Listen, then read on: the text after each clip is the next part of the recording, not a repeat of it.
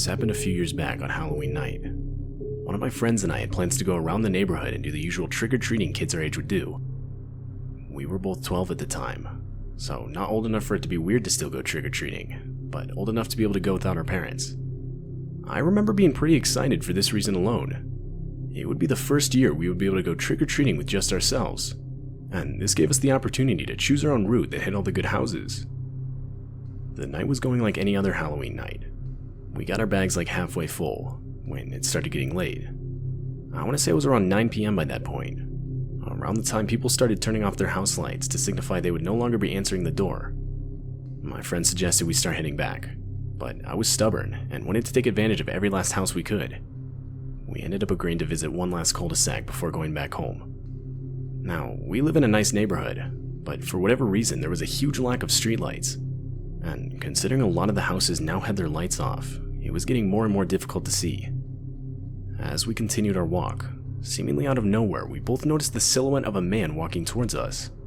Not like other trick-or-treaters, but rather some lone, full-grown man. As we got closer, we realized it was a police officer, and as we walked past him, he introduced himself. Shortly after, he pointed to a house further down the road, and explained how there was an older man living there who had been attempting to lure trick-or-treaters inside. He further explained that someone called it into the police, and that's why he was there in the first place. Throughout the short conversation, he would continually explain how his police car was just over there. Like, that's actually what he said, just over there, and pointed in some random direction. Even at age 12, the whole encounter felt extremely unnatural. But what the officer said next caught both of us completely off guard. He said he needed to talk to the man, but that because he was a police officer, the man wouldn't open the door for him. Though he said if we knocked on the door, the man probably would open it. And after the man attempted to lure us inside, the officer said he would jump out of the bushes and catch the man in the act. My friend and I just looked at each other. We were both speechless. To better put this into perspective, you need to understand just how outlandish this request was.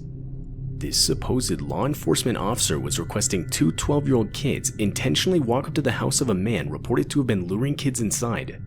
He was essentially asking children he had just met to act as bait. Neither of us responded for a while.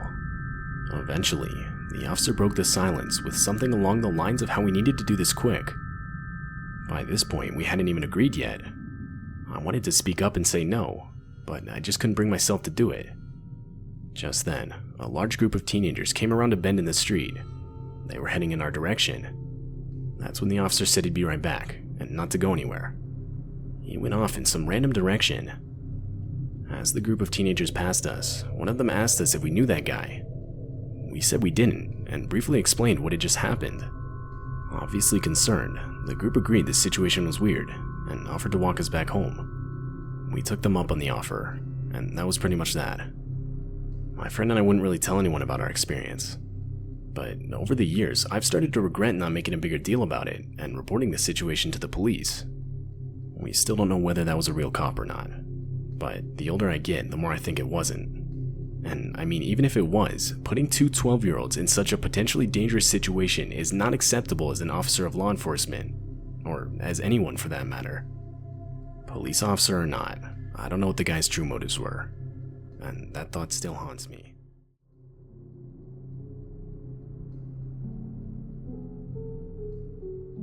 It was Halloween night of 2016. I was 23 at the time, and lived in my own 2-story house.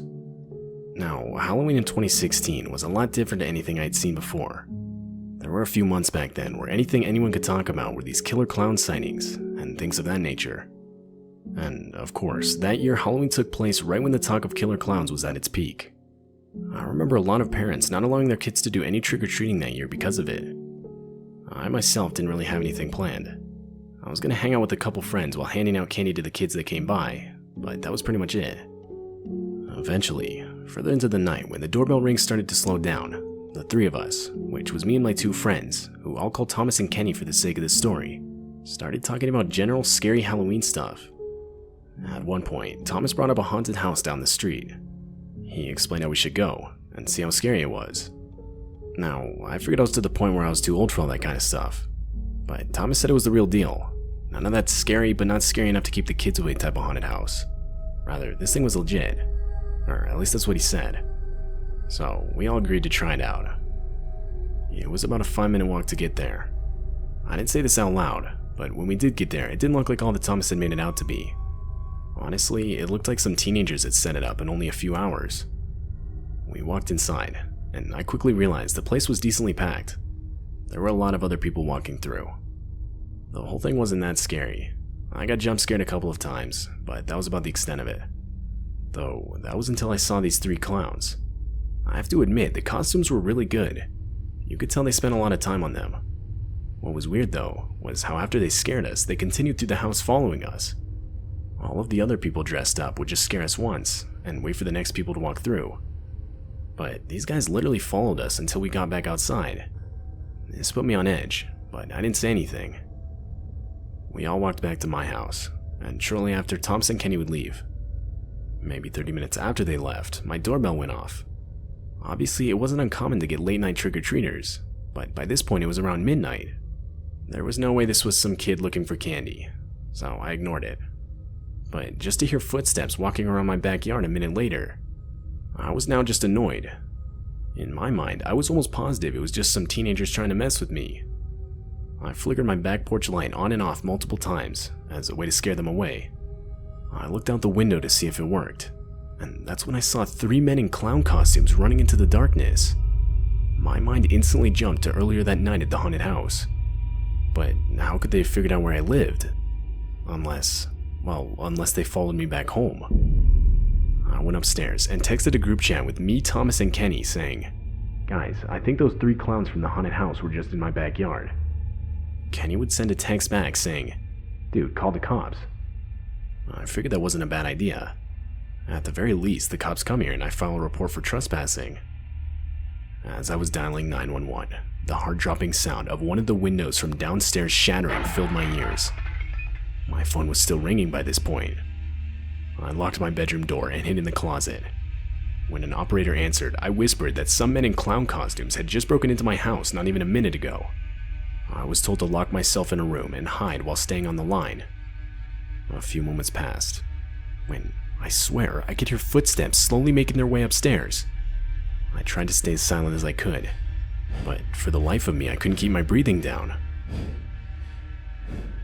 This went on for what felt like forever, when the relieving sound of police sirens could be heard outside in the street. Shortly thereafter, followed by quick footsteps downstairs and out the back door. After the police made their presence in the house known, I would meet them downstairs. I explained how I heard the intruders leave through the back door, and they would call for backup. Those 3 clowns would not be found that night, and because they were wearing masks the whole time, there's a good chance they'll never be identified. I was left with a broken kitchen window, but surprisingly nothing stolen. Though I don't necessarily see this as a good thing, as it proves they weren't there to rob the place. They likely had much worse intentions. Why they targeted me specifically though, I'm still not sure.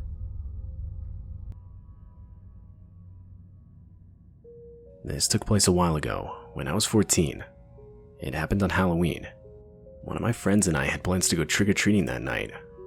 Now, I realize 14 is a bit old to still be trick-or-treating, but my friend and I figured we still had 1 year left in us. We lived in a really nice neighborhood. However, this meant that there's about an acre of front yard for each house, so it took about 3 minutes to walk between each door. But this was made up for in the amount of full-size candy bars we were given. The neighborhood basically got its reputation as one filled with a ton of rich older people who would all give out full-size candy bars. Because of this, it wasn't unusual to have a lot of other people come from nearby neighborhoods to trick-or-treat. Anyway, my friend and I had been trick-or-treating for around an hour when we came across this one house. It had an old white van parked in the driveway, and the house itself was a lot older than most of the other houses in the neighborhood. But we could tell the house had lights on inside, and even some small Halloween decorations hung up outside, so we figured the people inside of it were likely to be handing out candy. Once we got to the front door, we rang the doorbell. After a few seconds, a middle-aged man dressed in a Scream costume opened the door. At first, my friend and I were both excited. Typically, if the house owner was dedicated enough to dress up in costume, we could be sure we were in for some top-tier candy. We both said trick-or-treat, and the guy handed us our candy without saying anything. I don't even remember what candy we were given, but what I do remember is what happened next. We said thank you and started walking off, but the guy told us to wait. He said he had more for us, but that we had to come inside and wait while he went to go get it. It was odd, but we were 14 and figured free candy was free candy. We walked inside and were met with a full wall of Polaroid pictures of different children in Halloween costumes.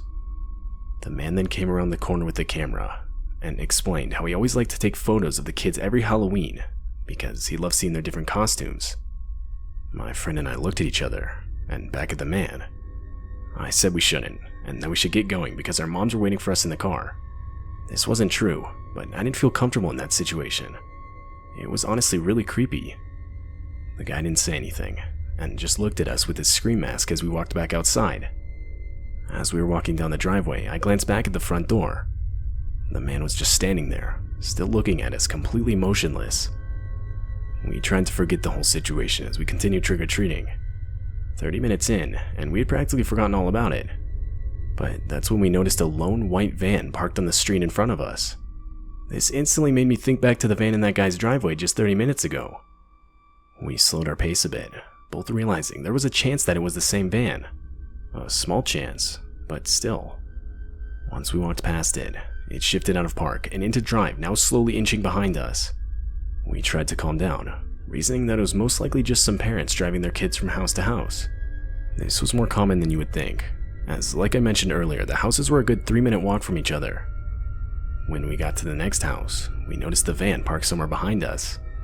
We waited a bit, and that's when we realized there were no kids getting out of that van. It had to have been the same guy from earlier. Dude, what do we do? We were only 10 minutes away from my house at this point, so I responded saying we should make a run for it. My friend agreed, and right as we booked it, the van did the same. We were now 100% positive this guy was following us. I looked behind us, and the van was literally right there. We weren't gonna outrun this thing. There was no chance if we stayed next to the road, and we both knew this.